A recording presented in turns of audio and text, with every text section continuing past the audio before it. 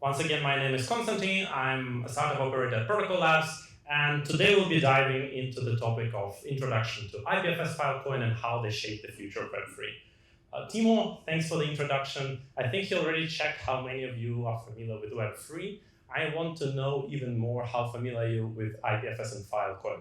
So who of you heard before about IPFS and Filecoin? Please raise your hand. Oh, that's amazing. Who of you have used IPFS and Filecoin?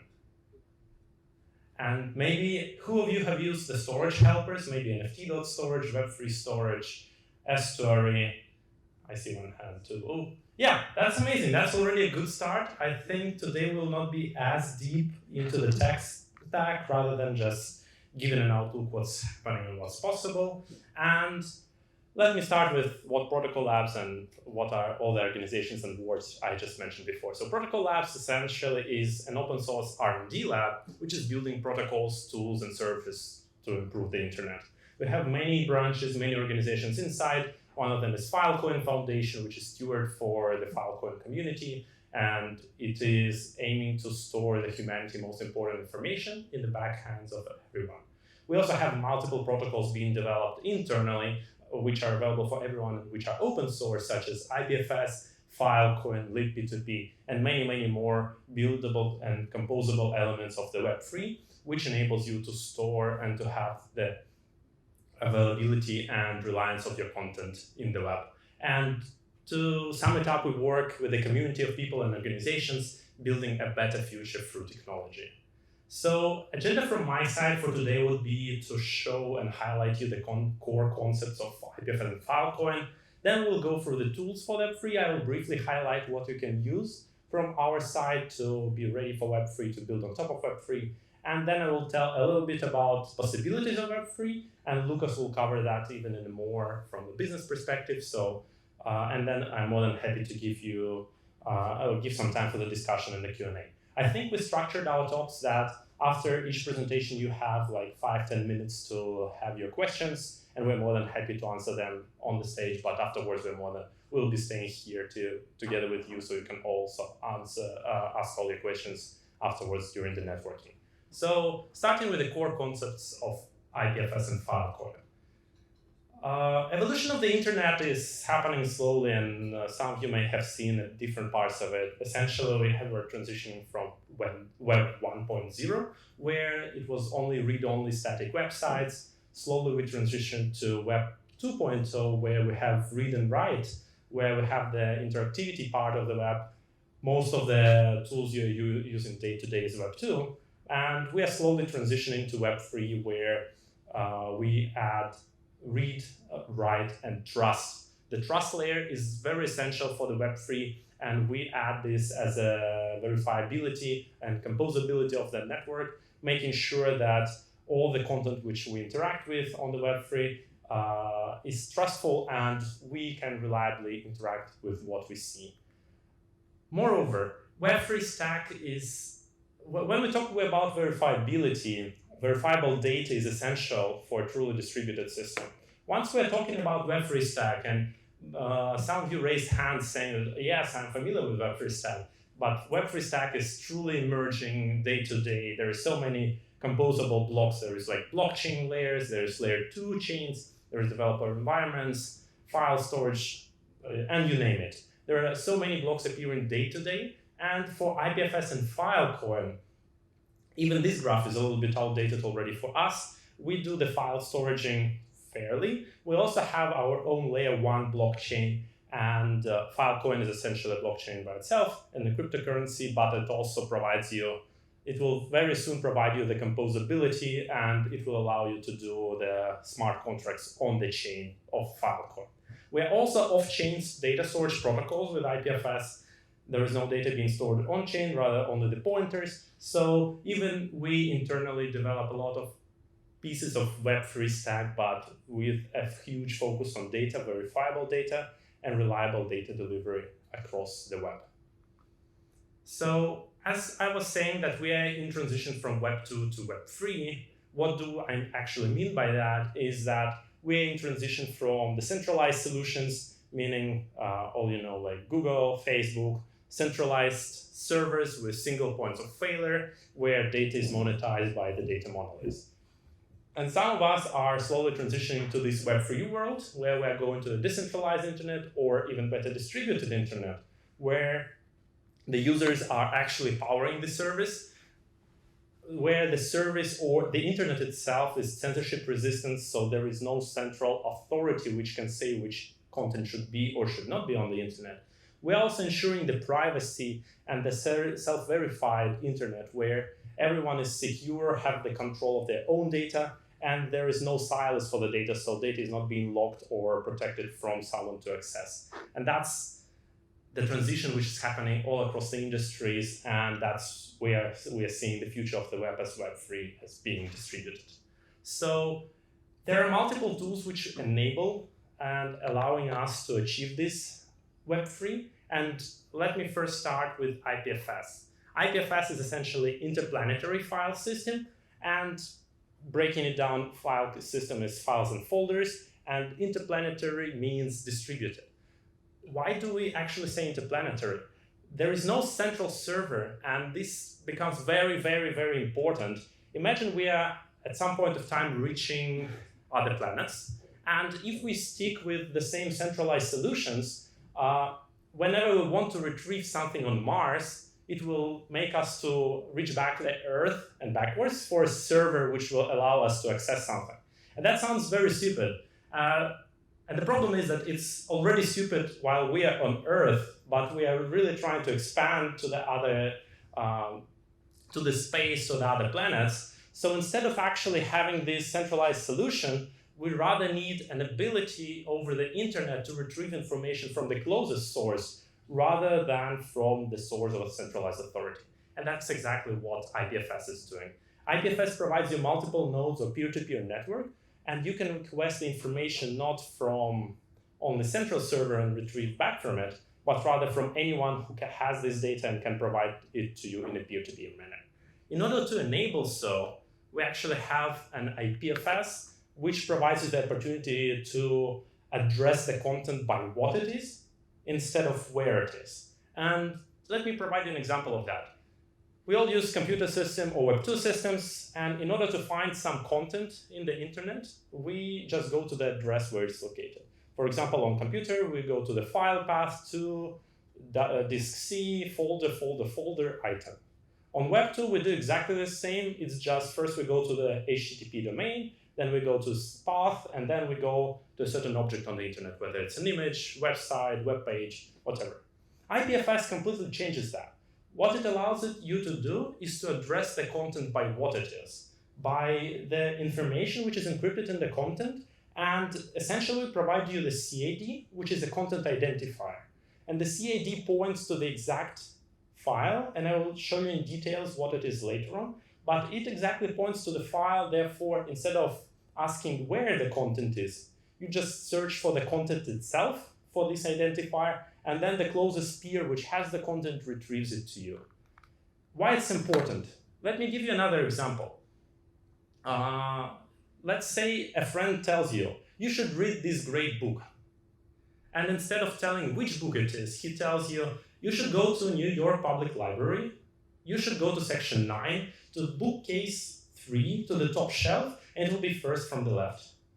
Then you go to New York Public Library, you go to the section, you go to the bookcase, you go to the shelf, you see the book, and unfortunately it's the same book as in your backpack. And that's exactly how content addressing works, how addressing the content by the location works in the web right now. Instead of that, you just say, here's the book name, and you go and find it, whether it's in your backpack or in the internet or on Amazon. It should not be dependent on where it's located. It should be dependent on what exactly you're looking for. And that's how CIDs work, or content identifiers work. So imagine you have any type of content on the web. You can apply a cryptographic hash function, and please bear with me, there will be a little bit of technical words, but essentially it transforms any object, whether it's an image, text, whatever you can imagine in the internet, into a content identifier, which is 56 points long, or it's quite a short identifier through the SHA-256 algorithm. And it basically gives you a fingerprint of the content. And the same content will always resolve in the same CID, meaning that whenever you have this content, anyone in the world can create SHA-256 function and create the same CID. So whichever computer you're using independently on the web, it will be always pointing to the same content, and that's the beauty of it. So the content ID can be reproduced reproduced at any time from the original content, and copies could be verifiable by their CID. So whenever you retrieve a content from the internet, and that's where we're coming again back to the topic of Web3, about verifiability of the internet. Whenever you retrieve a content from the web, you can just apply the same function and see if the CID which you received matching the CID which you were asking for. If they're matching, you're all good and safe, and you can use it for free. You can use it freely. If not, there is some problems on the network, and then you're not trusting the file anymore. And beauty of that is also that you can really deduplicate the internet, because instead of having hundreds and thousands of copies of the same exact object, whether it's a meme or a video on the internet or a copy or a photo of your cat or something else, you don't need to store hundreds and thousands of it across the internet. You just need to store 5 or 10 copies reliably across the net and then retrieve it from the closest file. That's how you easily can deduplicate the internet. And when we're speaking about content, it could also be the folders. So folders are essentially just lists of files in it, and all core principles about it remain the same. So whenever you have any object of like computer, either file or folder, it all works with IPFS, and all the core principles remain the same. I think, given the audience, I would rather skip more technical details, but just giving you a brief understanding how it also works with structures and folders inside of it. There are Merkle DAGs, which are graph data structures, which each node is content address. And you see the fingerprints on the screen, those are referring to unique CIDs. And whenever you have a folder and objects inside, they all have CIDs. So there you can recreate any structure of the computer of the data references through CIDs, and having all these pointers allows you to point not only to an object, but also to folders, and create any kinds of structure of this on the IPFS network. Without going into too much details, there is also content routing. So IPFS is essentially a swarm of peers. There is a network of peers where a peer is a simple node in a peer-to-peer system, and they're exchanging the data between each other, making sure that your content is available. So there is no single node on the network which stores only content. That will make the whole decentralization point completely useless. Rather, there are a swarm of peers, each of those storing some pieces of the data, and they are making it, first of all, discoverable, so everyone knows which nodes store which data, and also the nodes has to be routable, so any node should find a connection to another node, meaning that whenever some content is requested from a peer, it should be retrieved, and you should have the access to it.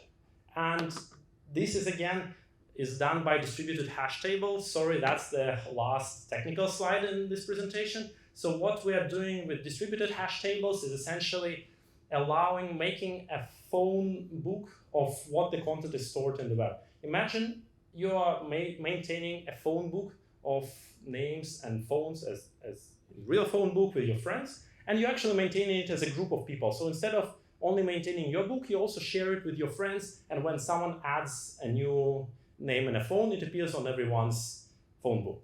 That's exactly how IPFS and distributed hash table works. The beauty of it that we do not create a distributed hash table for the whole IPFS network.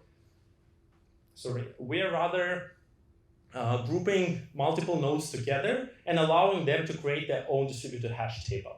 And whenever node needs to find a new content or new name and phone number across the network, it rather points to the distributed hash tables where it most likely should be, and the nodes are tracing through the different distributed hash tables, in the end either resolving, saying that yes, we have this content, or saying no, sorry, we don't have that content over the network, so you cannot retrieve it. And that's in a very, very simplified way how IPFS works.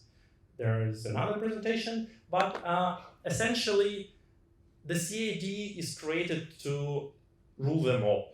So one CAD can always point or can potentially point to the content itself.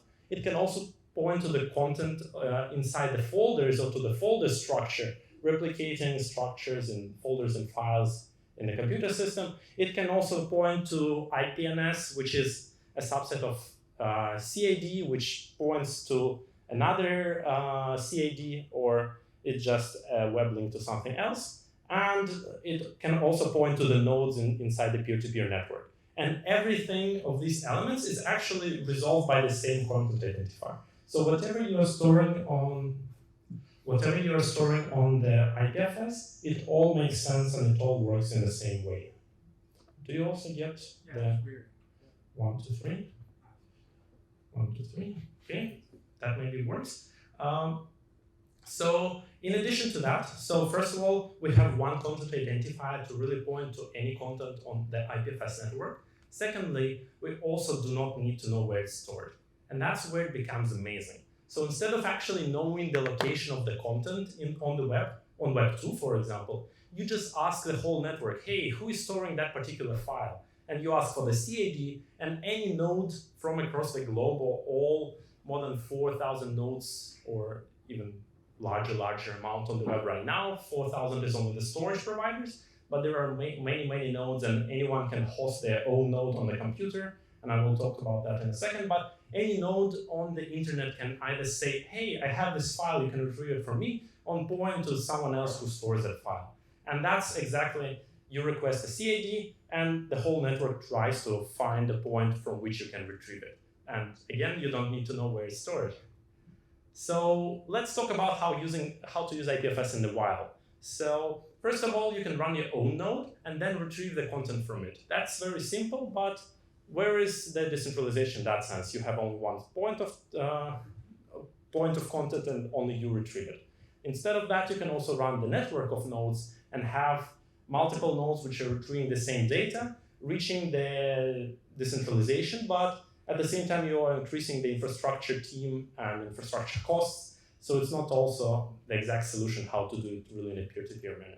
You can also pay a payment service. There are Pinata, Temporal, and Flores solutions which, on your behalf, store the content, and then you are paying them a certain money to actually making your content available on the internet. And in the end, you just hope that your content becomes popular enough so that other nodes copy it to their nodes, and the content persists on the web. So does that sound for you as a really decentralized and reliable Web3 solution? To me personally, not, and that's exactly where Filecoin comes into place. So Filecoin is a solution built on top of IPFS, which ensures or incentivizes persistence and verifiable storage on top of IPFS. So what it does, it's first of all compatible with IPFS and Web3. It's providing you the verifiable storage via cryptographic proofs. So we are checking every 24 hours if content on the web is still persistent and if a storage provider still has your content. So whenever you request it, it can actually retrieve it to you. And the whole market of the storage is also managed by an open market of the storage deals. So making a deal, and let me just dive deeper into that. So imagine you have a file. You go into IPFS and say, hey, can someone store a file on my behalf? And that's where you make a deal. There are more than 4,000 storage providers available on the Filecoin network, and they are participating in an open market to take your deal. So you announce, hey, I have a file, I have a text or an image which is very important to me. Can someone store it on my behalf?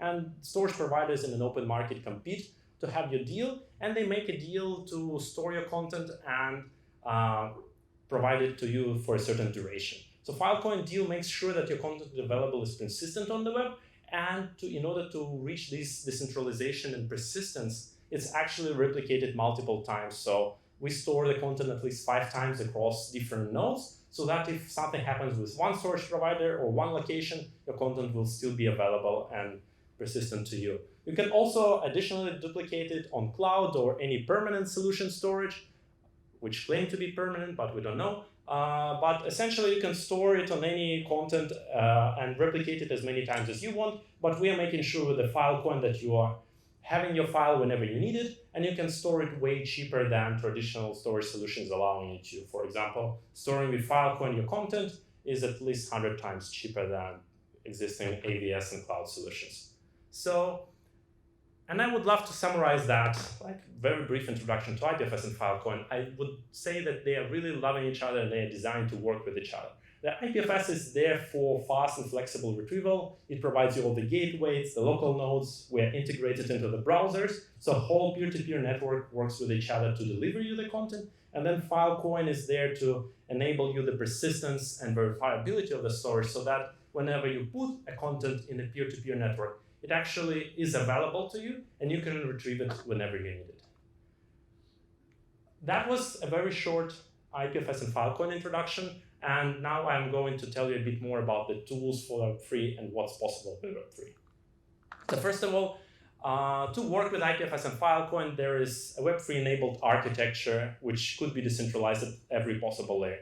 You can use your decentralization, or you can build decentralization on directly front layer. You can also use different logic layers, different blockchains, Ethereum, Near, whichever comes to your mind. You can also use storage as a decentralization, and that's where storage helpers from our side comes into the place. You can obviously use IPFS and Filecoin directly, though it's way easier and way simpler if you use some of the storage helpers such as NFT.storage, Web3.storage, Estuary, and many other solutions which I will highlight in a second. They essentially take the deal making on your behalf, provide you the very simple API, and work with Filecoin and IPFS in the background. But you have this very nice design and very simple two-line of code interaction where you can store your content with Web3, but with a very nice user experience. And that's one of the first examples of using the IPFS and Filecoin is NFT.storage. NFT.storage is designed for webs who want free, multi-generational decentralized storage. It takes the content of NFT and stores it with IPFS and Filecoin, replicating it multiple times and providing you the CID to the content, making sure that the content of your precious NFT is being stored regardless of a simple single storage provider, and it's available to you as an art for whichever time you want. It also uses all the simple functionalities of IPFS and Filecoin, and there is also a generalized solution of that. If you're not only interested in the NFTs, but you want just to store the content in the web, there is also available solutions for the Web3 storage, which allows you to store any content, any databases, anything in a Web3 in a resilient way, but at the same time with a very simple API and interactions.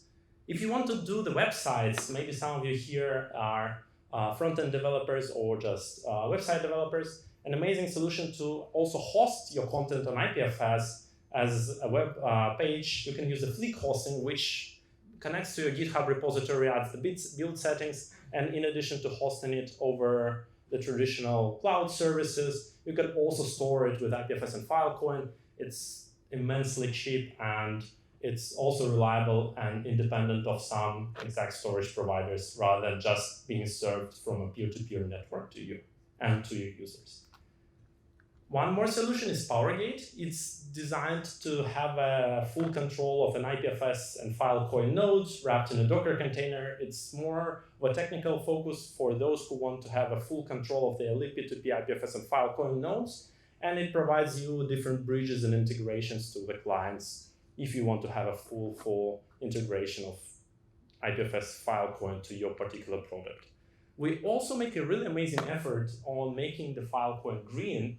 And that's the project I always like to talk about, but we're focusing right now on making Filecoin verifiably green, achieving this, not only just claiming that we are green and sustainable, but rather achieving verifiably that all the electricity and energy that's being used for Filecoin network as a whole is being renewable and sustainable. We are committing to do consensus mechanism to ensure that the content or the electricity that is put into the grid to power IPFS and Filecoin nodes is also green and verifiably green, so we know which sources it comes from.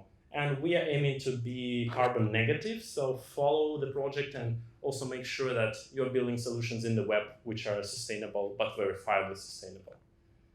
And that's a brief outlook for the tools for builders. And let me just go quickly through the possibilities of Web3. Lukas is covering most of the opportunities in detail, and I'll give them the stage quite soon. Generally, there's a lot of tools to build together in Web3, in IPFS and Filecoin. There is like user and client interfaces. You can build smart contracts, compute, consensus layers, hardware, and networking. There is so much amazing stuff happening right now. And one of the most amazing stuff is that IPFS and Filecoin is a scalable storage that is ready for the next application which you're developing, whether you're developing ticket, gaming assets, music, videos, AR, VR, documents, POAPs, NFTs, Metaverse. We are ready to store any of that content, and feel free to use any of the storage helpers to do so. We're more than happy. Let's connect and chat afterwards. Who is using IPFS and Filecoin already? I mean, there is a lot of projects which are using IPFS and Filecoin, and it's split by type, by ecosystem, by tool that they use. But in reality, I would just touch a little bit of the projects which I love personally. We are actually backing up the whole internet archive, and all the content which is storing the most valuable data of the internet or the humanity is being backed by IPFS and Filecoin.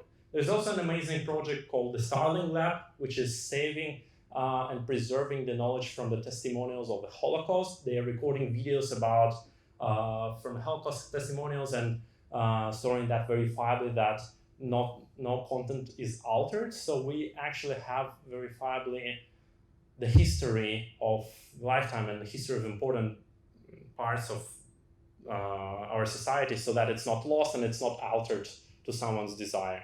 We also have an amazing front user applications, which is Hurtado, which is Web3 video meeting solutions, which also we have an amazing tool for streaming the music, which is Audios. You can also do the streaming just generally. LivePeer is doing that amazingly. And we're collaborating with major projects like OpenSea, Magic Eden for NFTs, marketplaces, or we also collaborate with New York City, for example, for storing the open data of the New York City on the Filecoin.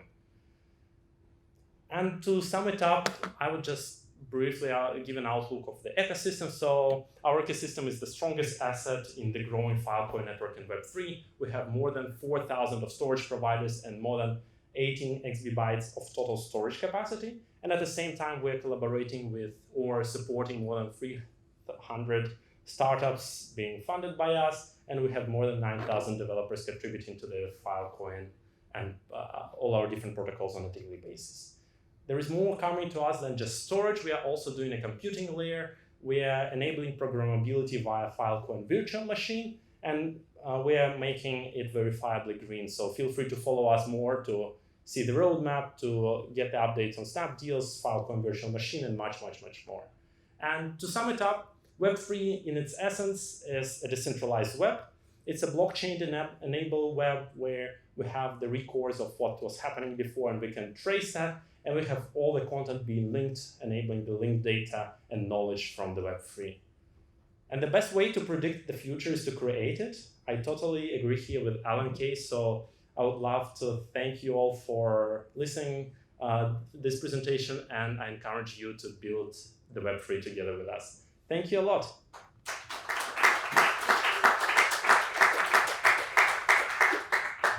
And I'm happy to answer a few questions. Please, anyone raise your hand if you want to ask something. And if not, I'm more than happy to give the stage to the next speaker. Yeah, yes, please. I wanted to ask, what's the challenge that IPFS is facing right now? Because I like IPFS, it works really well. Across the front end layer, maybe sometimes it comes down to implementation, but in the general sense on the network, what are some challenges that IPFS is facing?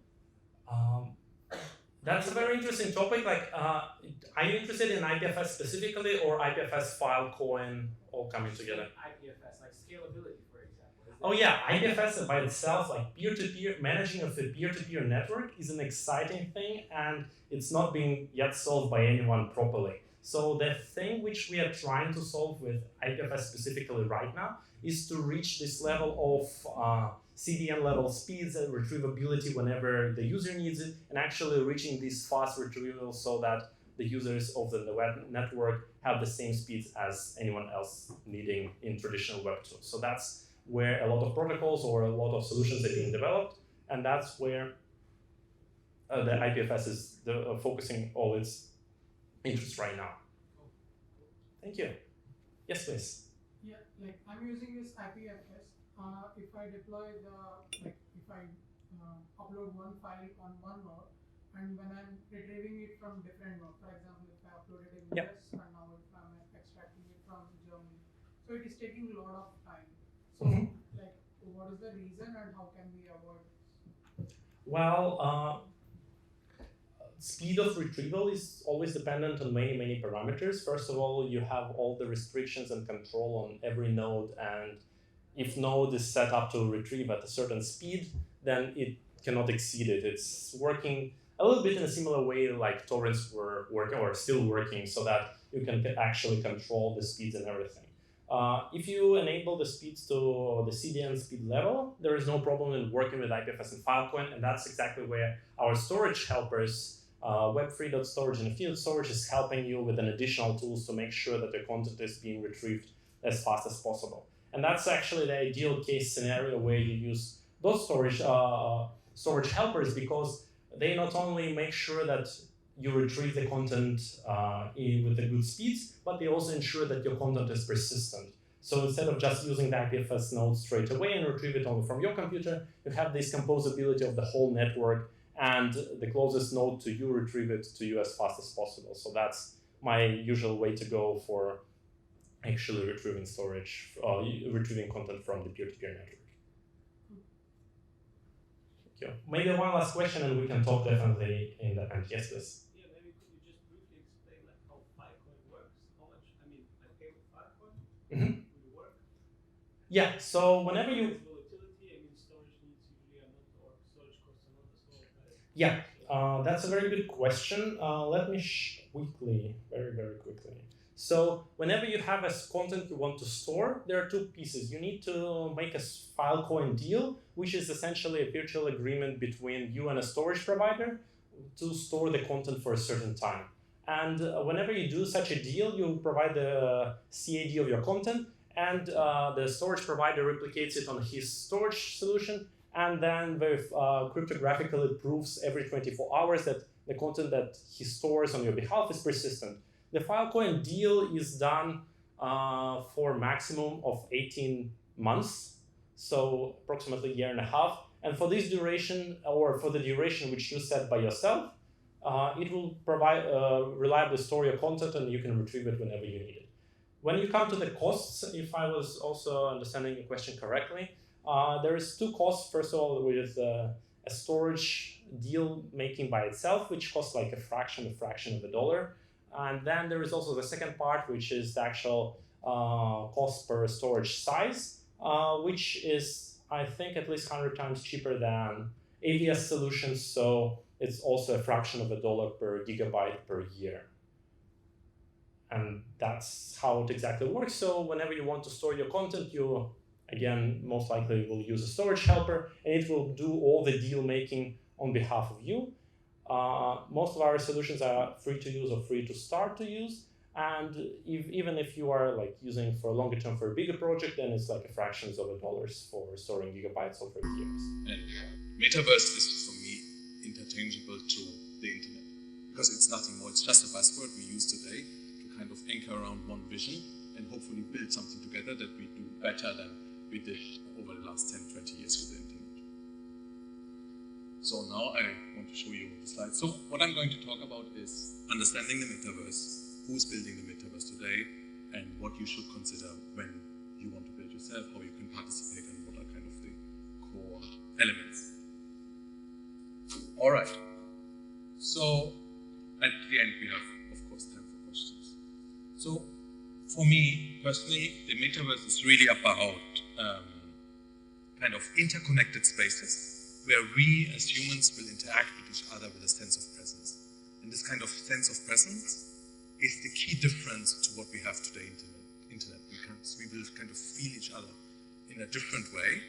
And that's personally for me super exciting, because I hope that the metaverse will make the internet much more human. The other part in this definition is it is kind of interconnected spaces. So the idea is you move fluently through different worlds to different spaces. Today we have spaces in a form that we call websites, but it's not really fluent. You are like in one platform and then you switch the experience totally. And in order that the whole metaverse is immersive, it needs to be fluent. In order to achieve this, we fundamentally believe it must be built on an open, composable stack, and then run on an infrastructure that is massively scaled, can reach everyone on the world, and is resilient. Because if a lot of things of our life depend what is in this digital world, you don't want that it breaks. That you don't want that government can come and say it's censorship, you cannot access anymore, or you don't want to have an outage. So resilience is something super, super important. And what we see today is that most people don't think about resilience because today everything works. Resilience is always a topic when something goes wrong. And everyone who's building on the metaverse, I think, always think about resilience because I think that's something super important you need to give to your users. Beside that, the metaverse is really about interacting with each other.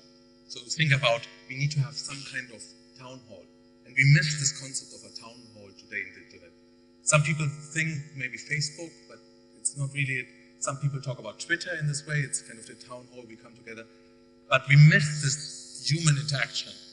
And that's why I think a lot of creators like Decentraland, like Mona, who are building these beautiful 3D worlds, have a pathway to become the town hall where we again become more human. Another key component of the metaverse is that we have to have an open, interconnected economy. Today it's kind of scattered. There's cryptocurrencies, there's fiat currency, and you always need to switch. But essentially, for the metaverse to succeed, you want to earn the money where you can spend it and don't go through other ways. And this is essentially, I think, one of the parts where Web3 kind of plays an essential role for the metaverse in the future. The last component I mentioned before, it's really about moving fluently through the digital spaces, that you have kind of this immersive experiences and don't switch between logins, between different platforms where it kind of breaks. Then the key question I think everyone has today is, how will we switch from one guy in the audience saying it's in the metaverse, everyone is saying in the metaverse. And I think we have a different-ish challenge that we had with the internet in the 90s, that we have with mobile in the 2005-06, and that we will have in the next 10 years for the metaverse. And we fundamentally believe that it will be similar how it worked with different platforms, that everything starts with a novel experience. So the metaverse needs to offer us all something that we don't have today, and it makes it a lot better. For the computer, it was kind of games. Games was like the reasons why people bought PCs, bought an Atari, and kind of played games because it was really enjoyable.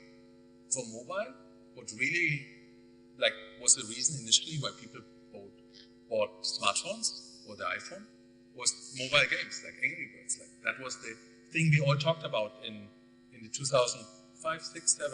Like that's what we played kind of. It was, I think, before social media. And the same will happen for the metaverse. There will need to be something where we are super excited. And most likely, again, it will be games. Because I think you already see with some of the experiences that they can offer a really novel experience. And if you maybe played Half-Life Alyx, it shows you, oh, this is something really, really cool. We fundamentally believe that novel experience will onboard users, and then two things will happen. On one hand, if there's users, you can have shared experiences. If you have shared experiences, it forms social connections, communities. And all of this will improve the overall experience. The other thing what will happen is that there are users. Users will create economic opportunities. There's money to be made. If there's money to be made, people, developers, creators, designers will come and build beautiful worlds. It again will improve the kind of experience. But all of that starts with a novel experience. I think people who are in the gaming space, I think, have a chance to offer this and be early on kind of start this flywheel of creating the metaverse somehow. And I'm actually super excited what will come out in the next 10 years in this space. All right. Luckily, I think we can learn a lot from the last 30 years because essentially the metaverse is being built for the last 30 years since the internet is there. You had obviously Neil Stevenson, who kind of coined the term metaverse and doesn't like the metaverse. It's quite funny actually. Then I think in the early 2000s, there are some really great examples how the metaverse might look like with Second Life and Roblox, and they're still around. Then there was World of Warcraft that was massively for the gaming community. And later on, I think in 2017, one of the great examples is kind of Fortnite, who kind of shows how you can move from a game to a social experience and potentially do something even more. And then everyone knows Facebook renamed themselves to kind of set a certain vision for themselves. I will jump that in terms of time. So who's building the metaverse? And there's a lot of, there's the gaming companies, there's the gaming studios, there's the big tech companies who are buying all the gaming studios like Microsoft. There's NFT projects who kind of want to move into the space. There's Web3 infrastructure provider who are trying to build the metaverse. And many, many experiences. For me, 4 very interesting examples are Epic Games, Ready Player Me, Yuga Labs, and Mona. So Epic Games is super interesting because they kind of started out with building an engine, like building the developer tools to create beautiful 3D worlds. Then they kind of, in 2017, as essentially a demo for Unreal Engine, built Fortnite. It was initially a game, copied a different game mode, and it really created a huge community. And then they started to involve Fortnite from there to allow for events, allow kind of social experiences, allow players to create different new experiences for others. So essentially you have this kind of custom mode where you can design your own level and kind of own experience and tell people what they can do in there. And now they're planning essentially to open up to developers to build on top of the Fortnite infrastructure even more. I think it's a very interesting example how you can start with a game and create much more out of it. Then Ready Player Me, I'm not sure if you know it, it's kind of one of the major avatar projects, what essentially focused on making avatars usable across many platforms. They can be used in traditional games, in the Web3 space. Yuga Labs, not sure if you know, I guess everyone knows kind of their NFTs with like the apes, right? They kind of have the vision to build out the metaverse, raised 450 million from A16Z, had a huge land sale with 300 million. I think they're a very interesting example in terms of creating the fear of missing out, I guess, where there's a lot of fuss around them. And I think it has to be seen what they can deliver, but at least they have the money to deliver something big. Then the last example I have here, and I'm very excited about Mona. Mona is a project that came out of one of our hackathons, I think, who essentially focuses on solving the issue to incentivize creators. So they built developer tools that allow you to build beautiful 3D spaces, then you can mint them as NFT and kind of get rewarded for and sell them. And these beautiful 3D spaces essentially allow you to have your town hall, your headquarters, your event present there. And I think their vision is really fascinating because they kind of start out with these kind of focus on the creators and then add on the ability to program these spaces to actually have new form of experiences. I think the value they're focusing on is quite exciting because they really think about how can I make others have a job and earn money by building out the open metaverse. And there's really people that they have these stories where people are quitting their jobs to build Mona spaces. So if you're an artist, I highly suggest you check out Mona. Super excited. And the cool thing is they all make sure that these worlds are preserved forever, hopefully, by storing it on IPFS and Filecoin. So pretty exciting project. Let me jump over this. So when you say like, I'm excited now, I want to build a metaverse, I think starting off, you should consider how you build it. And we fundamentally believe that the metaverse should be open. It should be open. We don't want to build platforms, gatekeep it, environments that we did over the last 10, 15 years. And some of these considerations you can see here. It's a report from A16Z. I really like the structure. And essentially, if you want to build the open metaverse, you want to design it in a decentralized way. You want to make sure that what you build is open source, so others can see how the system works and can build even on top of it. Konstantin earlier talked about composability. This is with the metaverse even more important because we want to allow others to build more, to create more, to be participating in this world. So you want to build it open source. You want to make sure what happens with the data in a transparent way. Ownership is, I think, super crucial, that we want to have kind of ownership by the community, not by large corporates. And then, in my opinion, one of the most important building blocks to build the open metaverse is identity. So today, your identity is always kind of part of a platform, your Facebook identity. You cannot take it anywhere else. And what we want with the metaverse is that your identity, who you are, what you own, all the different items you might own, like an avatar, like an NFT, you want to take to every experience where possible. So it kind of travels with me. And that's really about a user-controlled, user-owned, or self-governed identity. And that will be essentially one of the key aspects of having an open metaverse.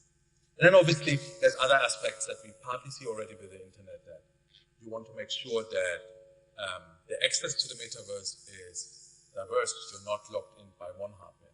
You want to essentially use the best hardware that you want, and not like, okay, only this platform works.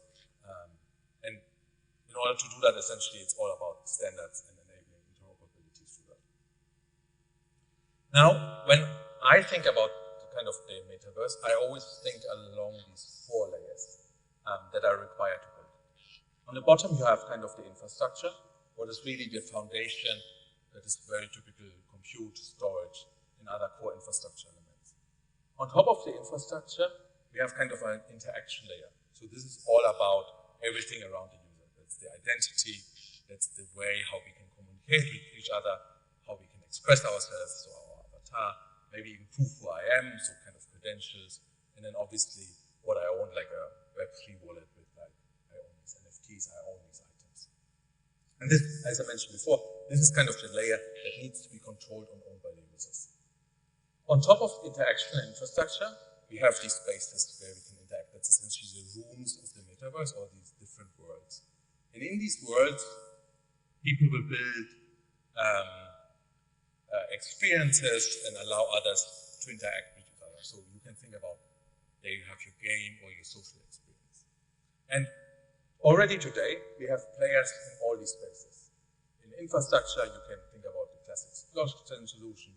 IPFS allows you to build certain aspects of the metaverse. In interactions, you have MetaMask as a typical wallet, Ready Player Me, what gives you avatars or me builds.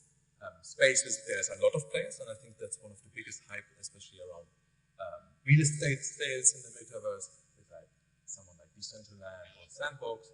And then the experiences are the things that happen on top. And personally, if we think about kind of this companies or projects who brand themselves as metaverse, there's too much focus on infrastructure spaces and too less on building things we love to do.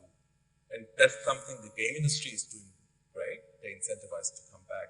They allow us to really have unique experiences. But in just these metaverses, we don't have that much. And I would encourage everyone to think about, hey, can I build something that makes these unique experiences that then will onboard the next billion users to the metaverse. So the two layers that are most important, as I mentioned, to build the open metaverse is infrastructure and interactions.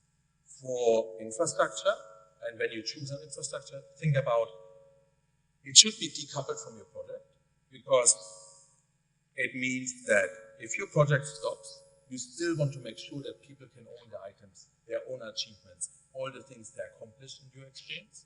That's why it has to be decoupled.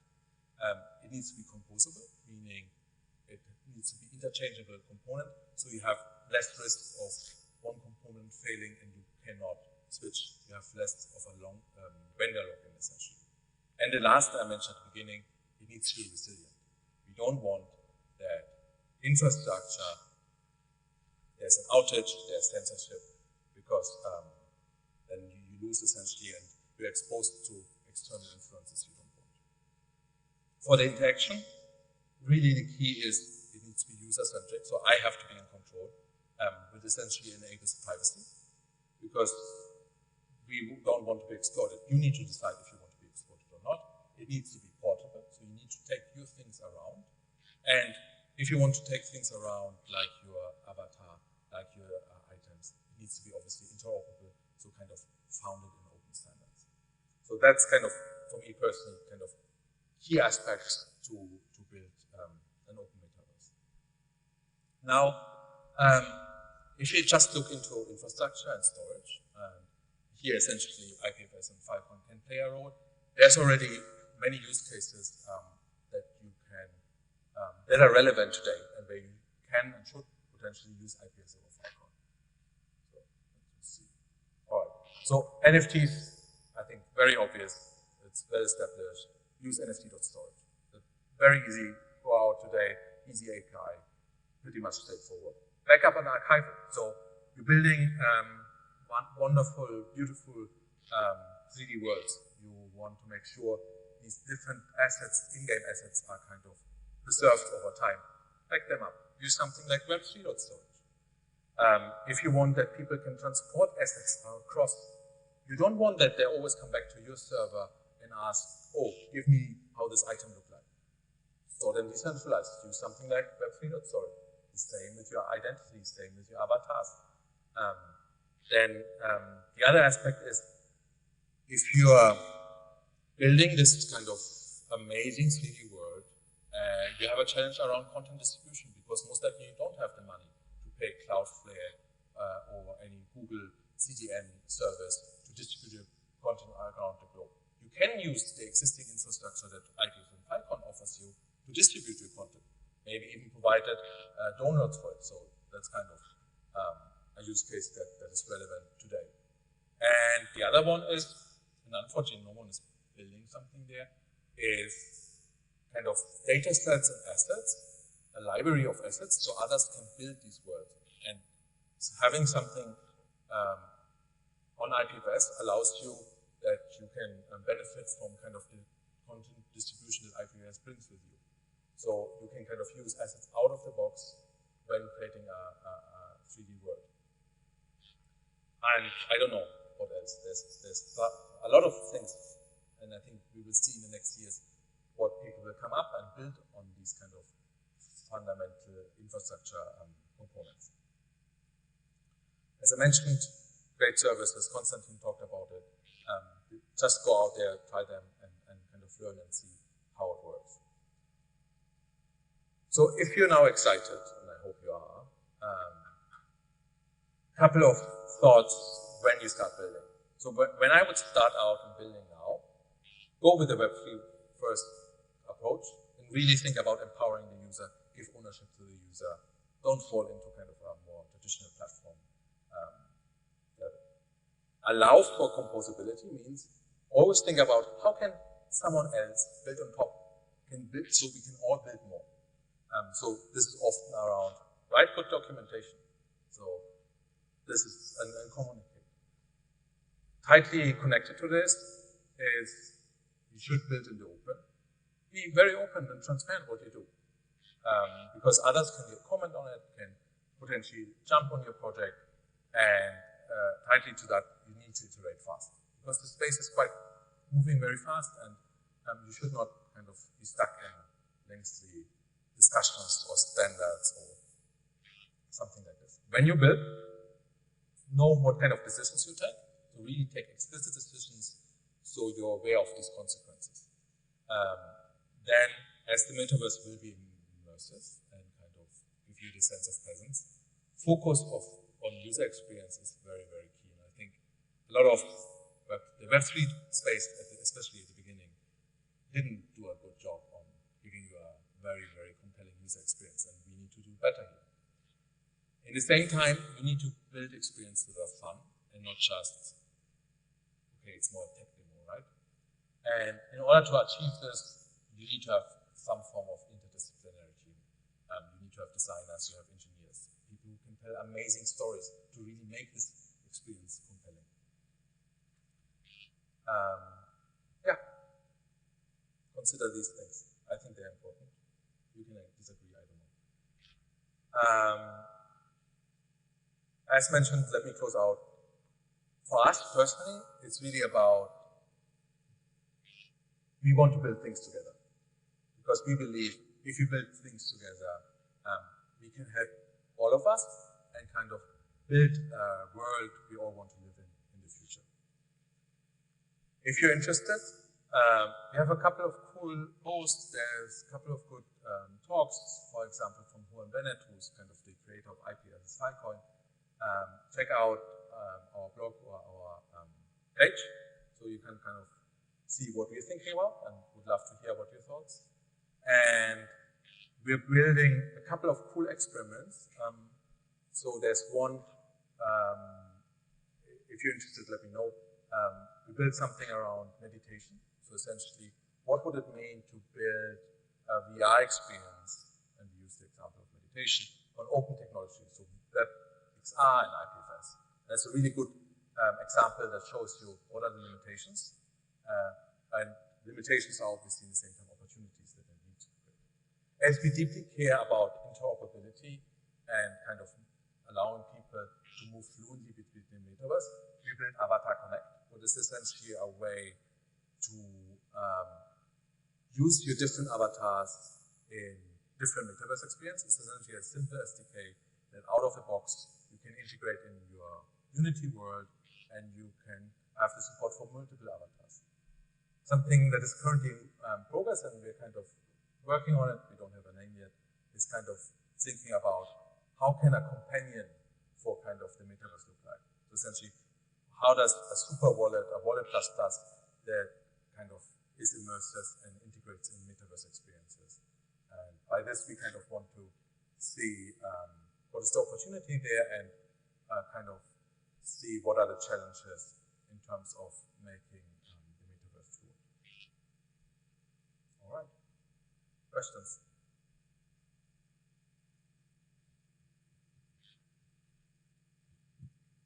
Thank you.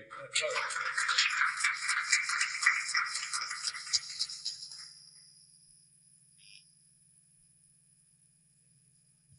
No questions?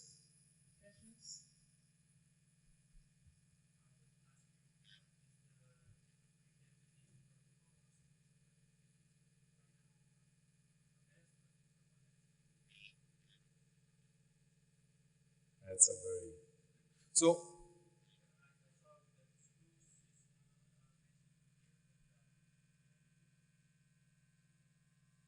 So I think, I'm not sure if there's one protocol spinning. I think there's currently a fight between different philosophies. So you have the whole self-sovereign identity group, who's kind of between Web 2 and Web 3, and who kind of building standards to create user-owned, user-controlled identity.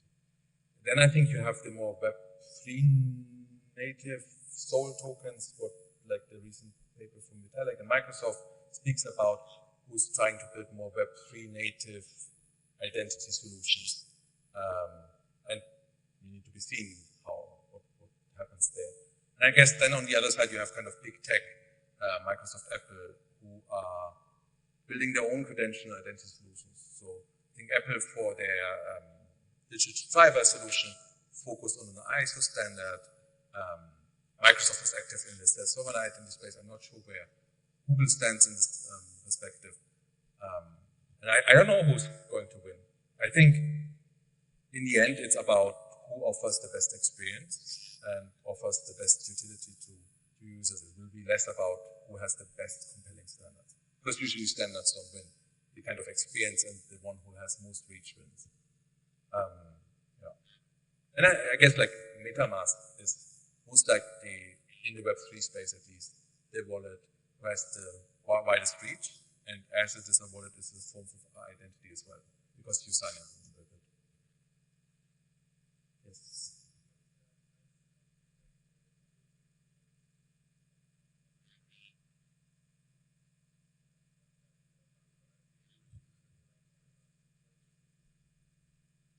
everything central. So in terms of VR, Half-Life Alyx, I think is just amazing. It shows you what is possible in VR. And Fortnite in terms of a platform and kind of user base is one of the most exciting things. Because it has all the key components. You have kind of your avatars, you have your emojis, you have an incentive mechanism why you should come back, you have progression. And it's just very fascinating what kind of user engagement you have. And overall, a very well-working experience. So I think in terms of experience, center things work better first. And personally, Mona is something good because I think they bridge between center solution and decentralized. You really let everyone who wants to own these worlds, but at the same time, you have a compelling experience that you get by building on top of Unity Engine.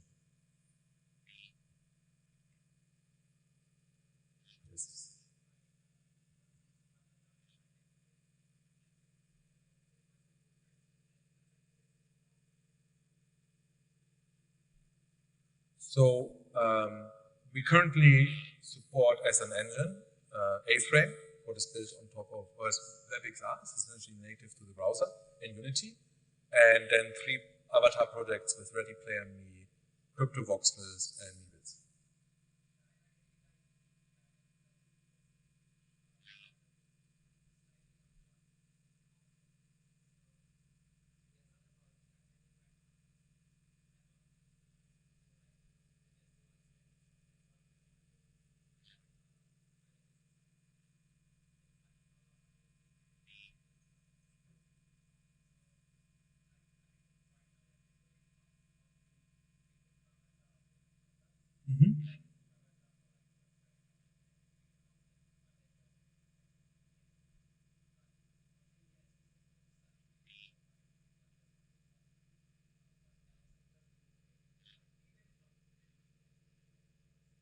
True.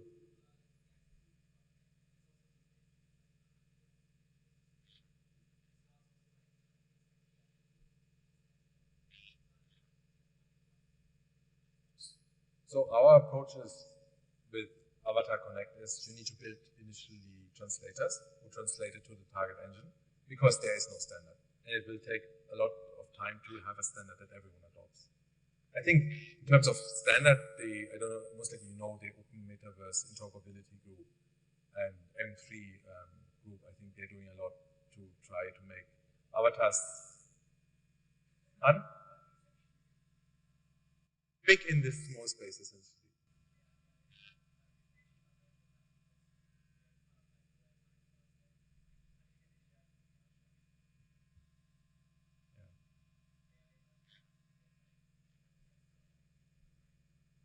Yeah, definitely.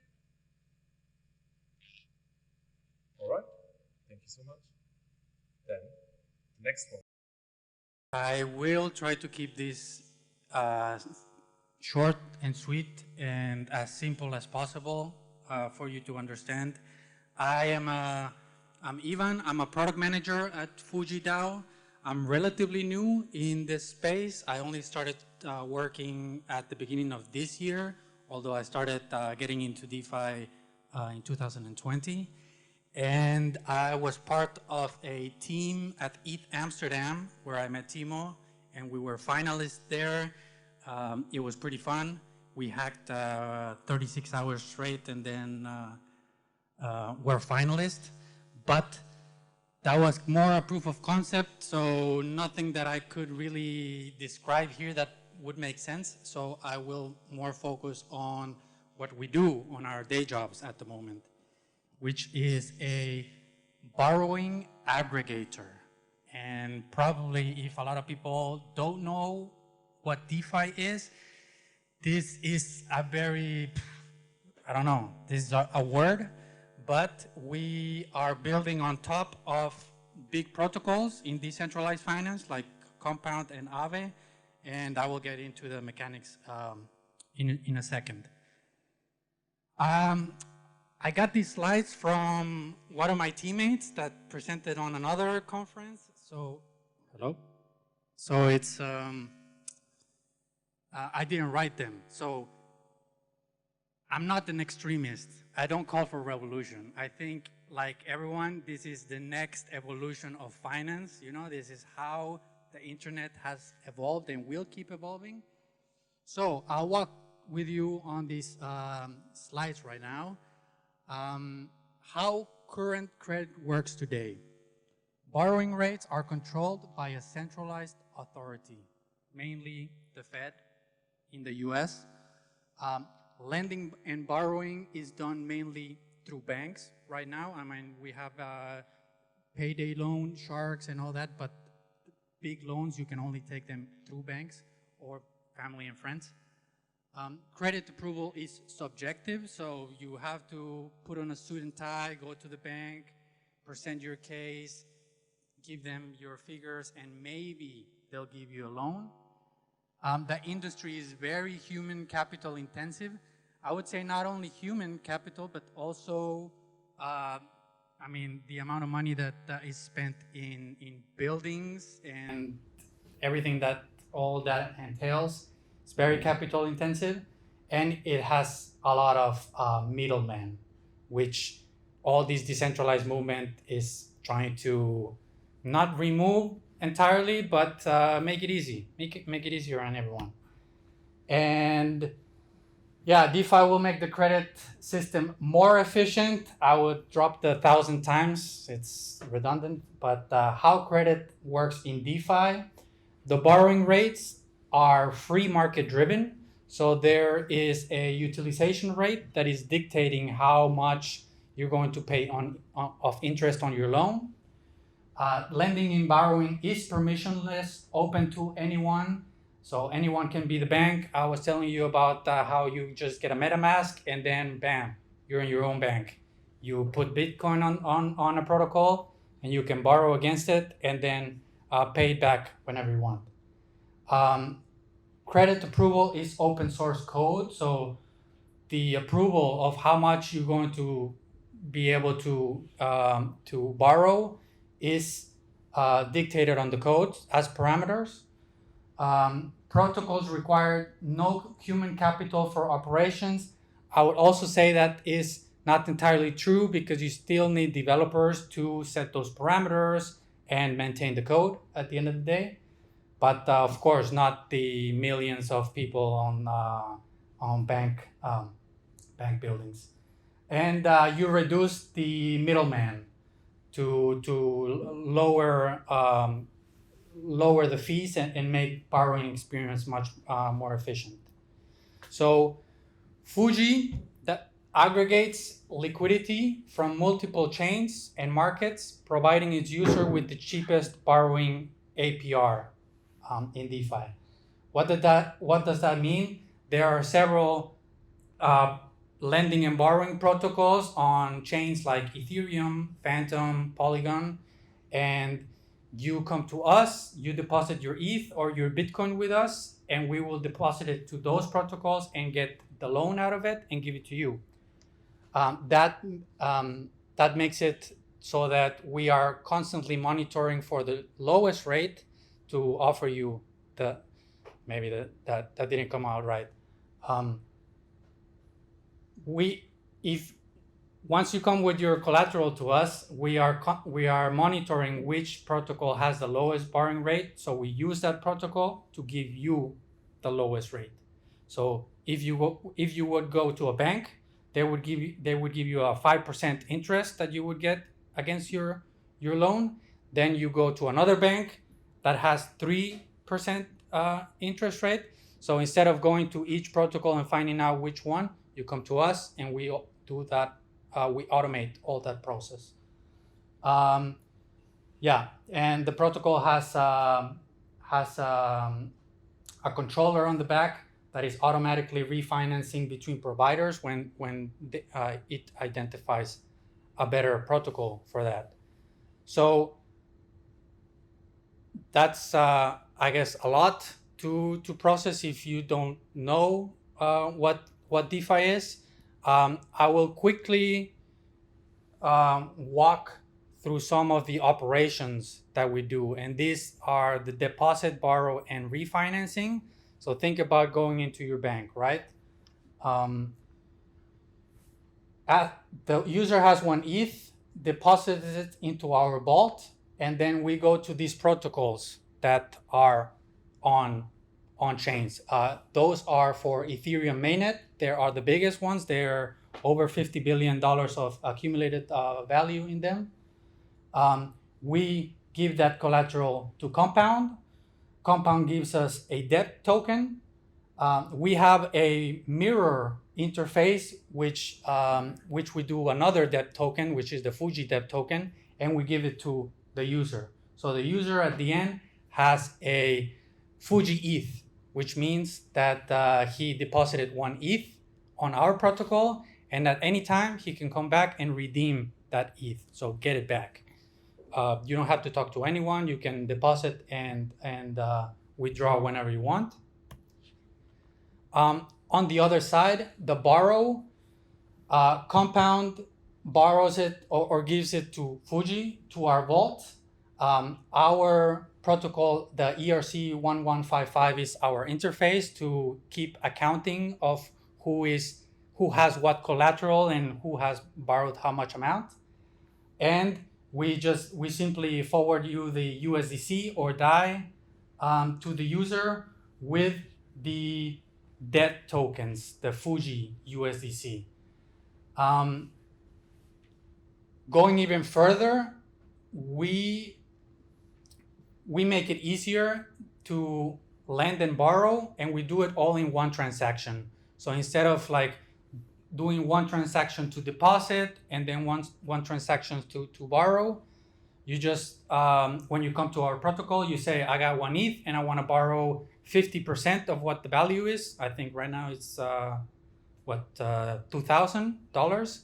I want to borrow 50% of it. That's 1,000 USDC.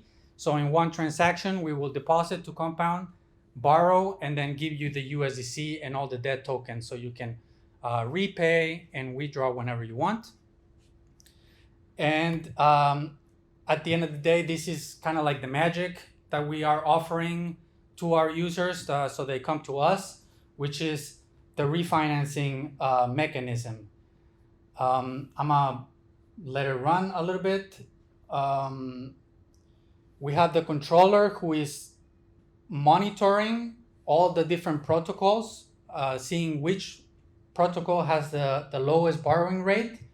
When time passes and a rate changes, the controller will identify that. In this case, it identified Aave as a better protocol.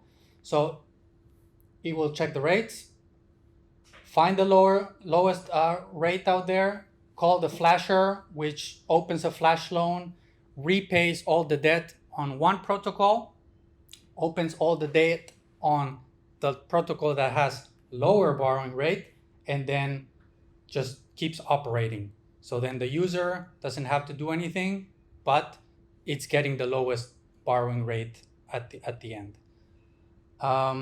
Yeah, that's it. It's not that much that we're doing. We are focused on getting as much loans and TVL in our protocol right now. And yeah, what's next? Being the product manager of the team, I can't let an opportunity pass to ask for people that want to participate in an interview on our user research. We're paying ETH to participate in it. And if you ever opened a loan on chain or even off chain, if you're looking to like borrow to buy a property or a house, let me know. I'll be very interested to talk to you. And we are launching an incentivization campaign in Phantom. Cannot speak much to it right now, but if you follow our Twitter, which is Fuji Finance, you will get to know more. So that's my presentation. Thank you. How do you make money? We take a certain a small percentage of the interest rates towards our treasury. Also, we have a function called flash close, which it's not the refinancing, but if you want to do a flash close, like not repay your loan and then withdraw, you do it all in one transaction, and we have an extra fee that we take from that function. Yes, sir. Sorry,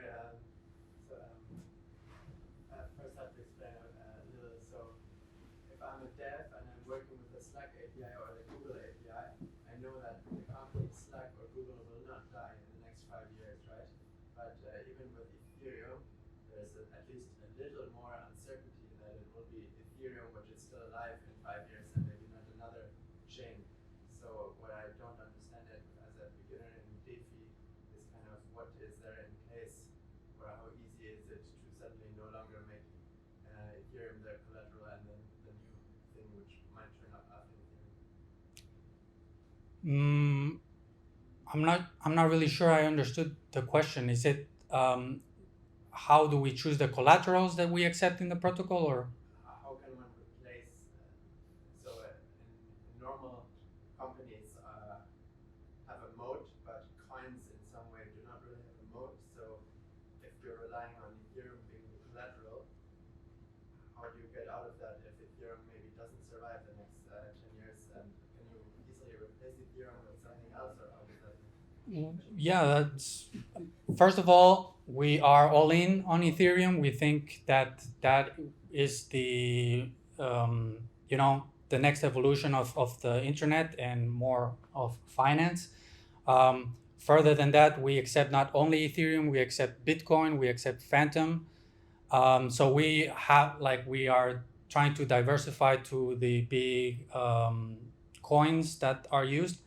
I don't think, like in our view, Ethereum going to zero is not a scenario. So that's I think it's a good question though, right? Like in regular banks you have like FDIC insurance or something. Like your money, you can trust that your money is secure, and there's kind of a lender of last resort that will ensure that even if the bank goes bust, your money is still protected. That doesn't exist in DeFi. And what a free market will do though is it will adjust the rates at which you can borrow to price in that type of risk. And so that's why like DeFi loans typically will offer you better rates than the traditional bank, and because they're pricing in that kind of risk and for the user. But like if I'm looking at it kind of on a macro level, and I do think that DeFi has inherent risks, and for people who are like comparing a traditional loan to a DeFi loan, and because the risk profile associated with that is different. So you shouldn't only look at price, but to your point, also look at the stability of the underlying assets. Okay, but it's easy to change Ethereum. You said you had Bitcoin. It's easy to change into another thing, like you just kind of plug in.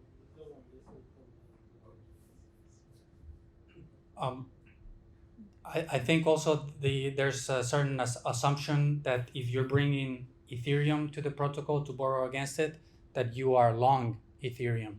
So yeah. Why are you building on Phantom and not Polygon? It's just a matter of developer preference. So in our team, some of our teammates liked Phantom better than Polygon, but we have the intention to deploy on Polygon next. Okay, because Phantom recently is. Yeah. I think we're done, but I'll see you afterwards. Thank you so much, Ivan. Great. We still have networking session after the presentation. So what is DeFi? The centralized finance. So I want to ask, who is free from the bank? I don't have bank account or something. It's not possible in the civilization world, right? And CeFi is centralized finance is leading by the institutions. We use Deutsche Bank, Sparkasse, like Goldman Sachs or something. And the decentralized finance, the beauty of decentralized finance, they replace the front office and the middle office with blockchain, smart contract. So if you want to do something with Deutsche Bank, you should visit, right, I want to cash out, withdraw, or I want to borrow. But in the decentralized finance, you can do with the internet, decentralized internet. And here's the overview of decentralized finance ecosystem. So many projects in the year of 2019, 2020, and a lot of projects and very successful. But the most project is building the pool-based. It's automated market maker and the floating interest rate. And what's the difference of secure finance I would like to introduce after this page is in the ecosystem you can see wallets, custodian, lending, pools, infrastructure, like compliance and identity, all is important. Tokenizations, payments, marketplace, liquidity providers, stablecoins, and you definitely know about the Luna and the Terra issues, right? Yeah. And what is DRT? DRT is distributed ledger technology. So Konstantin introduced IPFS. The different from IPFS and Amazon or like iCloud, Apple Cloud services, IPFS is distributed, and the distributed ledger is also like with the born of Bitcoin. We see the born of distributed ledger. Like if you have a Deutsche Bank account or Commerzbank in Germany, every transaction is recorded in the banking system. Definitely, they have very high level security, but it's still centralized. But distributed ledger, with the distributed ledger technology, you can do like many things. It has huge potential, like equity market, debt market, securitized product, derivatives, and asset management. So this picture is published from the World Economic Forum. And as I mentioned, with the smart contract, with the distributed ledger technology, we can remove the middle office and back office to the smart contract, front office as user interface. So what is institutional grade decentralized finance? I want to have short intro to the secure finance. We are also born from the hackathon back to 2020. It's global, and we backed by the consensus Filecoin Launchpad. That's why I'm here to host the NFT IPFS Filecoin Meetup. So I'm not directly working for the product labs, but I'm working for secure finance, and secure finance is one of the ecosystem projects in the Protocol Labs network. And the secure finance mission is building institutional grade peer-to-peer transaction platform with automated collateral management and built-in market mechanism. And the nature of secure finance business is OTC derivatives and fully compare with the industry standard protocol ISTA. So who heard about ISTA? No one? Oh, you know about ISTA, great.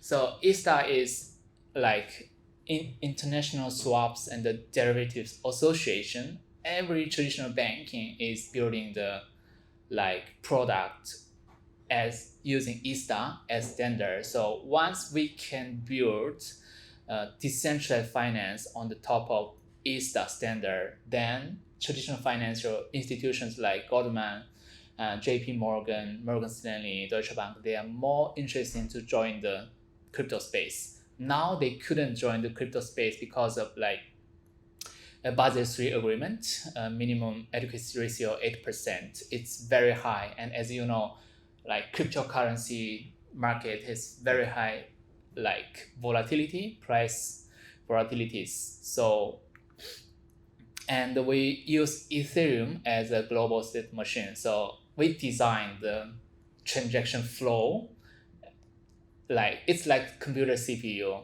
And so I don't want to go to detail about this. You can look this kind of material on Secure Finance GitHub. It's open source. And the keywords of Secure Finance is we are serving cryptocurrency, peer-to-peer platform, as I mentioned, eStar, and we are building yield curve.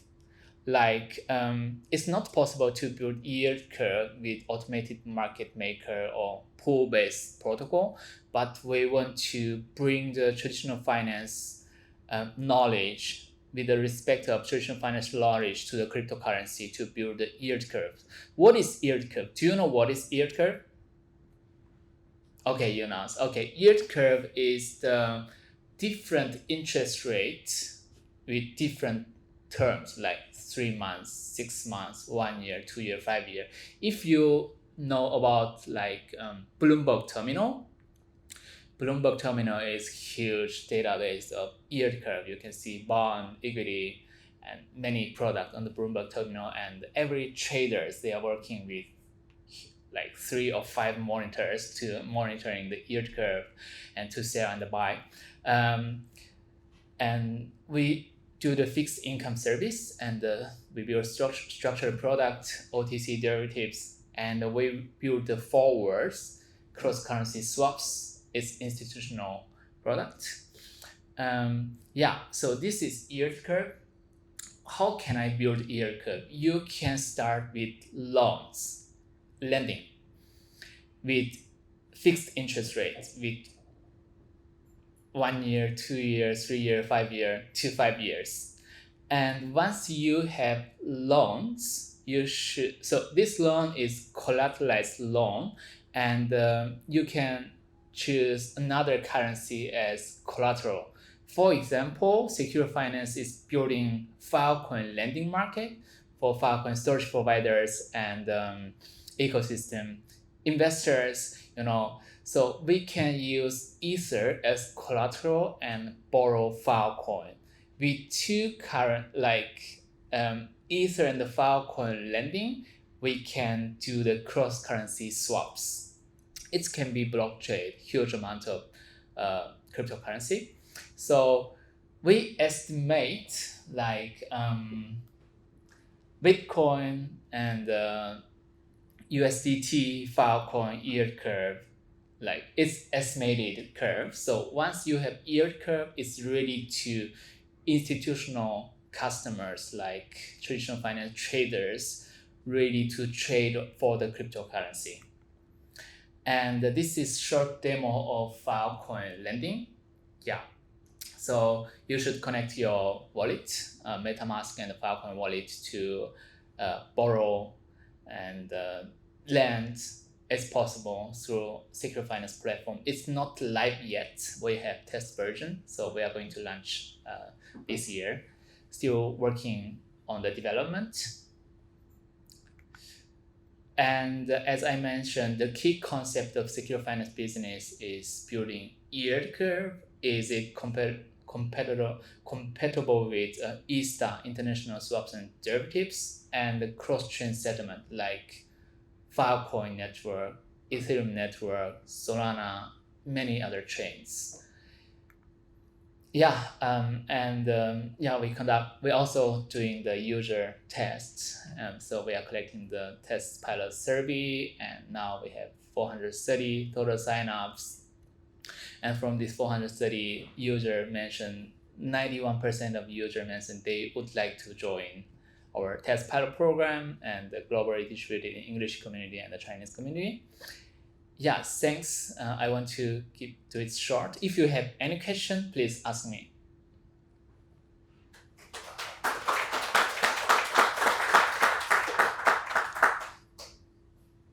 Any questions? Yes, please. Which blockchain? We are building on the Ethereum. And Filecoin is going to launch Filecoin virtual machine, FVM, ready to build smart contract on Filecoin. Once we have Filecoin, we can also bridge the Ethereum and the Filecoin. Yes. Sorry if I didn't understand correctly, but so if you look at the US, there's some kind of yield curve. Mm-hmm. And your yield curve, I'm guessing, will not mirror this yield curve, but be its own yield curve? Or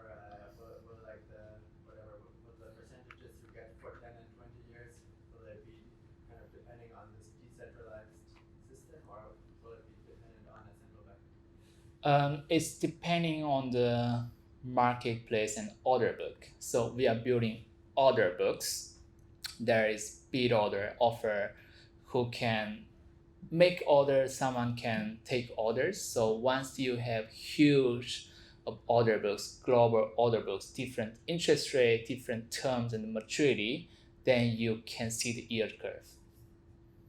Okay, then this would be depending on the coins and government systems of the coins and not on the central banks. Not on the central banks, yeah. And just one question also, why was the yield curve for Filecoin inverted? Why was that good? It's assumption. We didn't launch the market yet, and it was actually assumption from last year. So no one knows. Filecoin doesn't have like open decentralized market, so it's assumption. It's not fact. Yeah. And how did you arrive at this assumption?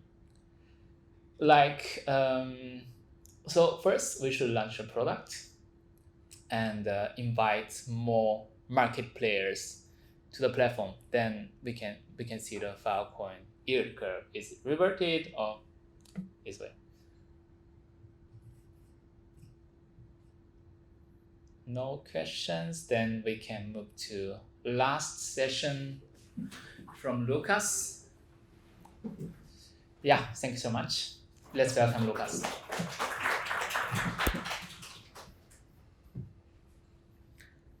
Filecoin or this. Yeah, perfect. So yeah, that looks good. Cool, thanks Timo, and also thank you for organizing this event, and thank you guys all for sticking around so long. And yeah, I'll also try to keep this short and sweet. I'm also just curious, after there is probably a lot of people in the room who are trying to work out how to make money in Web3. So I'm curious what you guys all have to contribute. And it's great to see two hackathon kind of graduates presenting here. Let me just briefly say who I am. So I run what we call our builders program for IPFS and Filecoin. So we do all these hackathons, then we also sometimes award grants, and we have an accelerator program, and there's kind of projects that move through these different stages, and the top arrow there is actually secured finance. So they, Timo mentioned it, but they actually participated in one of our hackathons and then kind of went through that program and participated in accelerator. And there's a couple of others. So if you are working on a project already, or if you're interested in starting one, I would definitely encourage you, regardless of how mature your project is, to reach out to me or go to our website, hackathons.filecoin.io if you're very early, or grants.filecoin.io, etc. So if you're kind of interested in building, there's lots of opportunities for you guys to get support in terms of resources, people, money, and we're happy to help you build.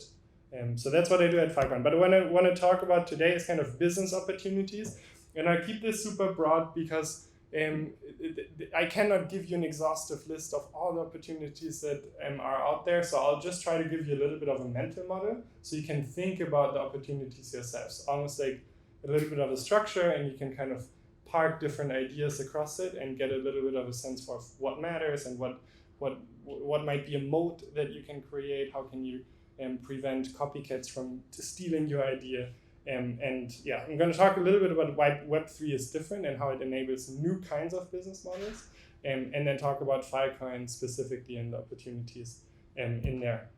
So fundamentally, the success of any business model really rests on two things: access to some proprietary resource, and then also using often some openly accessible infrastructure. To make that specific, you might have access to a specific raw material, or you have relationships that you can leverage, or you have production of financial capital, or more recently, a piece of code or user data that only you have access to. It's proprietary. And then you often use some kind of infrastructure to get that product or that service to people. So roads, or you're using education to, not hire an engineer and they already kind of know what they're doing. Or you're using, more recently, shared internet protocols, such as IMAP for emails, HTTP for data retrieval, SMTP, TCP, IP. There's all these protocols that we use every day, or that all these products and services use, that we interact with every day, that are openly accessible. And what's kind of difficult is that while these infrastructure layers create a lot of value, like they're super useful, it's very hard to capture that value for the people that provide that infrastructure, right? It's like with any public good. If you're providing a service for free, that's great. Like a lot of people love it, but it becomes very hard for you to charge for it, right? Like governments can tax, or you can charge a toll for a road. But for a lot of these open sourced internet protocols like HTTP or SMTP, what's interesting is while they're super important, the people who are maintaining them or have built them actually often don't capture any of that value that they've created. And it's often maintained by volunteers, which is crazy, right? Like Google and Facebook build all these super successful business models on top of a shared infrastructure that they're not maintaining, or they have now invested interest in keeping it up to date. But the original creators didn't capture a lot of that value. So what you see is that typically, or traditionally, the protocol layer, there is some value capture, right? Like I'm putting it to the extreme. You can capture some of the value, but traditionally, what happened is like all the applications that build on top of it, like Facebook, like Google, all the things that you use are the ones where you actually have been able to capture value, right? Like through advertising, which is kind of the most dominant model, and where you're creating lock-in, and then you have this proprietary asset, which is user data, and you're now able to monetize it. And what happens in a model like that is that on the application layer, you have a lot of incentives to build and innovate. And if you don't have any incentive on the protocol layer to innovate and capture value, that slows innovation. And that's actually exactly what happened, right? So we've seen not a lot of innovation happening on the open protocol layer, like TCP, IP. Those are all 20, 30, 40-year-old protocols. And a lot of the energy and resources actually went into all the technologies that we know that are kind of happening on the application layer. And it created room for centralized entities to emerge and kind of capture that value that is created, and building moats that become very difficult to kind of fight against. With Web3, let me just kind of briefly highlight kind of one example that you guys all know. Often with Facebook at the beginning, that's kind of on the left side, they try to attract a lot of users, right? They're building, and I think somebody mentioned earlier, Farmville. If you remember the early days of Facebook, there was all these cool quizzes that you could do, and developers were kind of on the right side, Farmville creators or quiz developers, whatever. They were cooperating with Facebook. Facebook was kicking back some of the value they created. They were able to, attract users. At some point, Facebook switched that off, and they turned on the right side. With developers and creators, they're now competing, and they can do that because the users at this point, there's so many people on the Facebook platform that it becomes prohibitively expensive to switch, right? It is the dominant social network, and so at that point, Facebook switches from attracting more users because it already has this network effect to beginning to exploit them, right? As in, they sell the user data, even if you don't like it. I doubt there's very many people in this room who are I love Facebook, and then they sell my data. That's kind of a evil that you accept because of the utility that it provides, right? So you have a lot of utility that you're getting, and so you even if you know that you're being exploited. And the creators, all of them are kind of drowned out and crowded out, and Facebook is a fully closed system, and they're buying Farmville and maybe integrate it into their own platform. And you see that happen over and over and over again with the App Store, with basically, that's the dominant model of Web 2, right?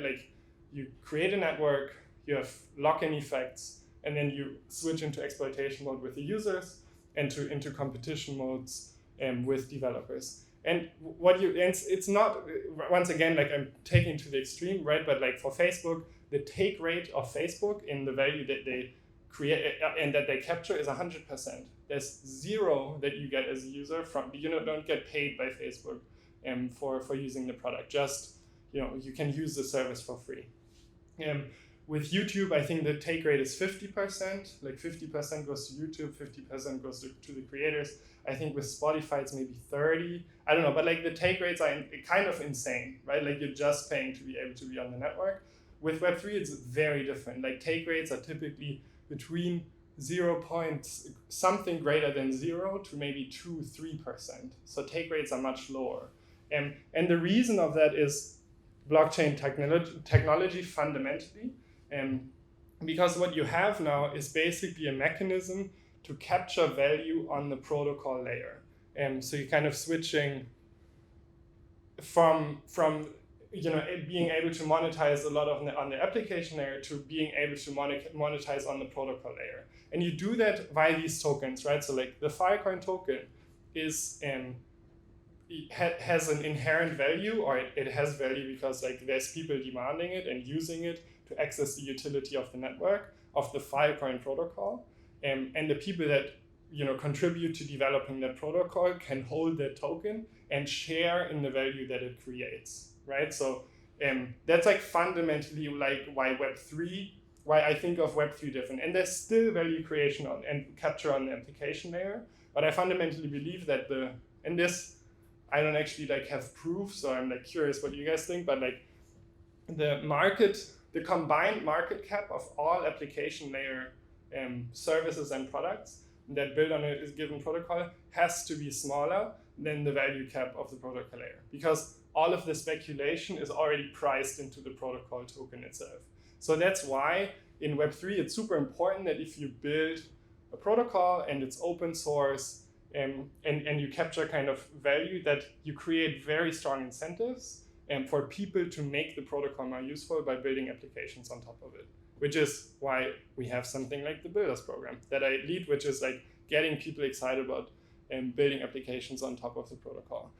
So that's like super, super briefly like why Web3 is kind of different and how you can think of business models differently. I think with Filecoin specifically, or even like the Web3 stack, like how I think of it is kind of, and this is not like layer 1 and layer 2 and stuff, so just think of it like level and something. There's like something like the periphery, which is actually super straightforward. It's like most similar to the business models that we already know, right? Like I talked to somebody earlier from Seagate, which is just a company that makes hard drives, right? Like by creating a storage network, of course, there's a business opportunity for somebody like a Seagate who has access to proprietary resources, like how to make hard drives really well, to sell hard drives, right? Like that's an opportunity that flows from something like Filecoin, but it's a very traditional kind of business model where the defensibility stems from proprietary resources. So like example here, right? Like sale of hard drives or just manufacturing hard drives.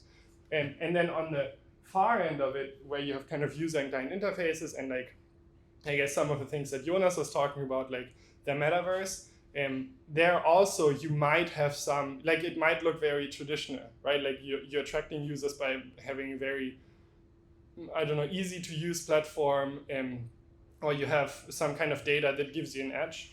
And you once again are able to kind of leverage network effects by attracting people. A little less than maybe in Web 2, because if it truly is composable, people can leave really quickly, but that drives down the take rate competition, right? So with Facebook, you can't leave, so they can take 100% of the profits that they generate. And if you have like a composable metaverse, like if you're rent extracting from all your users, nobody will use your product. They will just switch to the next one because the cost of switching is minimal, right? Like if it truly is composable. So that like makes it a little harder to extract very high fees from users.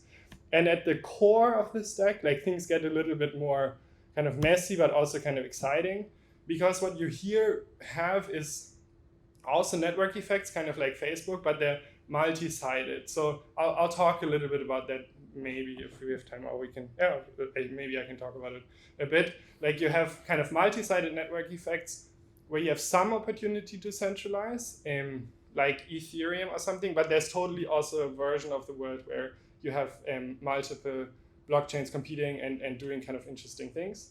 And the business models here are things like, just transaction fees or selling some kind of utility oracles, right? Like pulling in data, making it available. That's kind of on the smart contract side, and then consensus and compute, which you can kind of bundle. There's also obviously like fees here that you can charge, like on the Ethereum network, right? Like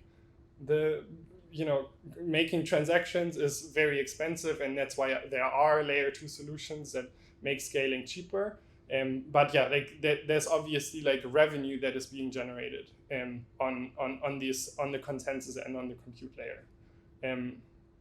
Yeah, cool. I think that's my mental model, and there's like 100,000 permutations, and there's different combinations that you can think of here. But that's kind of like how I like to think of it. Like a very like the periphery of it is kind of traditional, and if you're kind of like coming from a traditional business background, it'll feel familiar.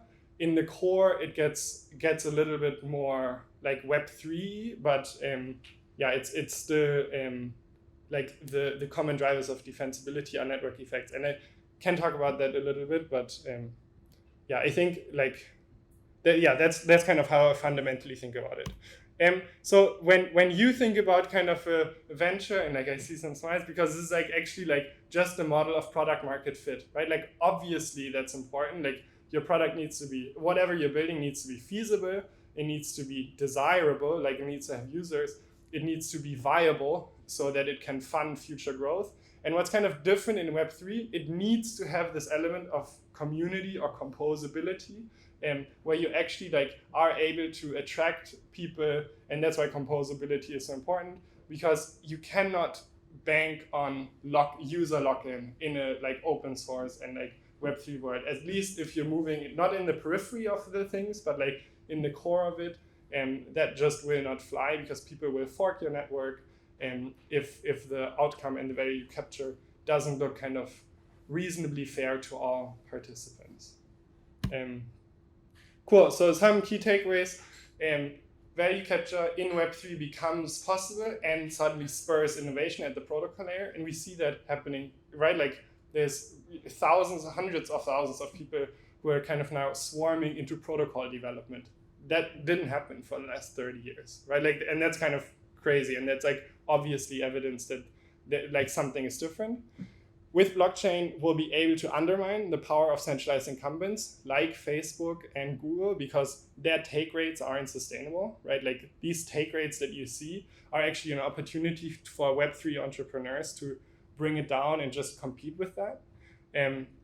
At the core of the stack that I outlined, multi-sided network effects are what drive defensibility, but you need to make it composable. Otherwise, it will never garner support, right? Like you need to build a credible path to community involvement. Otherwise, you won't see it. At the periphery, looks a little bit more conventional. And I'm personally like I got excited about this, and I work in this space because I just like hate this world or like this dystopian world that we like became super used to, of like surveillance capitalism, where our attention is commoditized and sold to the highest bidder. And I'm really hoping that with Web3, we find other ways to like fund interesting products and services that don't like kind of aren't fundamentally based on the advertising model. So that's kind of what gets me excited about that. Cool, yeah. And if you want to get started and you're like interested, and right, I have a business background. I'm not an engineer, but I just like right, like if we think about this funnel in the hackathons, like early, it's often about just like how can we build something that's like viable and like that's like desirable by people, and like that, you know, where we can prove out feasibility. As we move into these accelerator components, like viability, like is there a business model, is there something sustainable, becomes more interesting. I think especially now that we're kind of moving into like a bear market territory, people will ask that question earlier and earlier, right? Like how do you actually make money with that? And so I'm super curious to get people who are like coming from an engineering background or maybe somewhere else to start thinking about like what are some ways that I could, you know, capture some of the value that I create for my users. Cool, and I'll just end there and open for questions.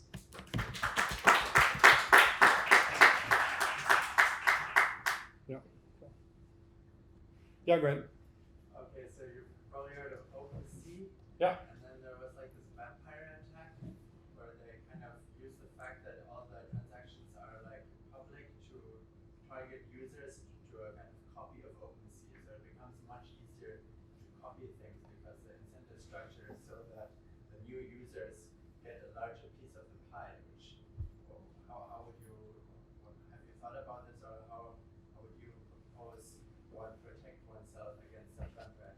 I wouldn't say you can, and I think that's the beauty of it, right? Like the fact that somebody can come and fork your project and build a new NFT marketplace that is less rent extracting or has certain features that OpenSea doesn't have, like sucks for OpenSea, right? From a business perspective, that's like a situation that you don't want to be in. But that's a fundamental like building block of Web3, that you have this notion where if somebody starts acting in some kind of exploitative behavior, users will leave. In kind of tradition, there's this model of like voice, exit, loyalty, right? Like it's the three choices that people have in any system, right? That you can voice your discomfort, you can remain loyal, or you can exit. In Web 2, you really can only like voice your concern and remain loyal, but you can't really exit. You have very high exit costs. In Web 3, you don't have that. So for OpenSea, yeah, like that's a risk for OpenSea's business model, which is why they have to think about how they defend, how they build a moat around their business a little bit differently. And if they can't do it with some proprietary resource, which they can because the NFTs work on any platform, then they have to think about other things that they do better, right? So you're really competing for people's attention and what product they're using based on whoever provides the greatest utility, which I think is a great outcome for users. I think that it ends up being, again, a centralization of services, right? Like, I don't think you will see 10 OpenSeas or 20 OpenSeas, right? But I think it's the reason why OpenSea is the most used platform is because they had the best utility. Yeah, I agree. The best branding. And I agree. People trust them. Yeah. And then, yes, it's very to give them some shitcoin and then people will go there and then, stake something and get something out of it, but they will only prevail if they, in the long run, can provide this utility. Yeah, but I'm like less.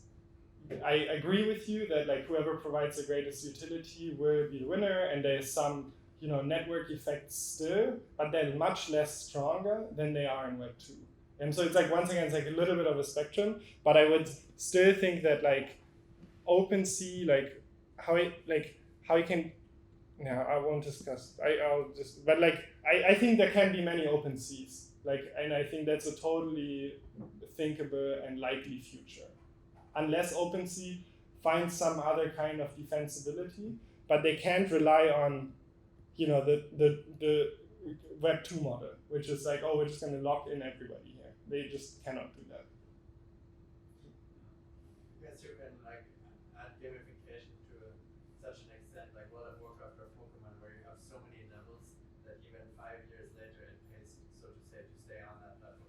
Right. You have to constantly compete for users, and you can't lock them in. Like that's the beauty of it. You can't lock them in. You have to create value for them, and otherwise they will leave.